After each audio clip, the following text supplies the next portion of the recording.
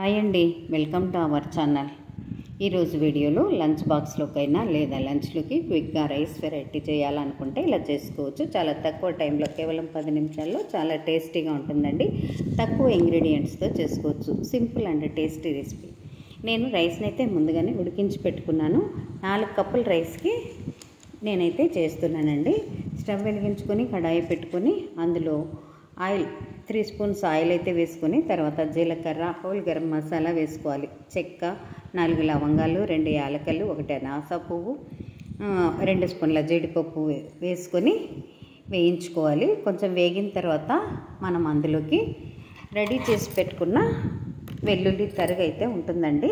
ఆ వెల్లుల్లి ఓన్లీ అంటే అల్లం కాకుండా ఉత్త వెల్లుల్లి పేస్ట్ని అయితే రెడీ చేసుకోవాలి. అది కొంచెం వేసుకొని అది కూడా కొంచెం వేగిన తర్వాత మనము పచ్చిమిర్చి వేసుకోవాలి. ఇందులోకి పచ్చిమిర్చి కూడా వేసుకోవాల్సి వస్తుంది. ఒక 3 స్పూన్ల పచ్చిమిర్చిని అయితే వేసుకోవాలి. తర్వాత అందులో కరివేపాకు వేసుకోవాలి. అలా అవి కూడా కొంచెం వేగిన తర్వాత మనమైతే అందులోకి ఒక 1/4 కప్పు వెల్లుల్లిని అయితే వేయించుకోవాలండి. ఇలా వెల్లుల్లి వేగుతూ ఉన్నప్పుడు అవి కొంచెం రంగు మారాలి అంటే అందులోకి కొంచెం సాల్ట్ అయితే వేసుకొని కొంచెం రంగు అయితే మార్చుకోవచ్చు. అలా రంగు మారే వరకు, వెల్లుల్లి కొంచెం రంగు మారే వరకు వేయించుకోవాలండి. ఇలా వేయించుకున్నాక తర్వాత మనము రెడీ చేసి పెట్టుకున్న క్యారెట్ తురుమును కూడా రెడీ చేసి పెట్టుకోవాలి. 1 కప్పు క్యారెట్ తురుమును అయితే నేను రెడీ చేసి పెట్టుకున్నానండి. ఇలా వెల్లుల్లి వేగిన తర్వాత వేగే వరకు ఉండాలి. ఇలా వేయించుకోవాలి. కలర్ మారే వరకు కూడా వేయించుకోవాలండి. మనము వేగే దాంట్లోనే మనకు టేస్ట్ అనేది వస్తుందండి. ఇలా వేగిన తర్వాత ఇప్పుడు 1 కప్పు క్యారెట్ తురుమును అయితే వేసుకున్నాను. ఇది కూడా చాలా బాగా మగ్గనివ్వాలి. ఇలా ఎందుకంటే ఇది మిక్సీకి అయితే వేసుకున్నాను. తురుము కూడా వేసుకోవచ్చు, అది మరీ పొడవుగా ఉంటుందని నేనైతే ఇలా మిక్సీకి అయితే వేసుకున్నాను.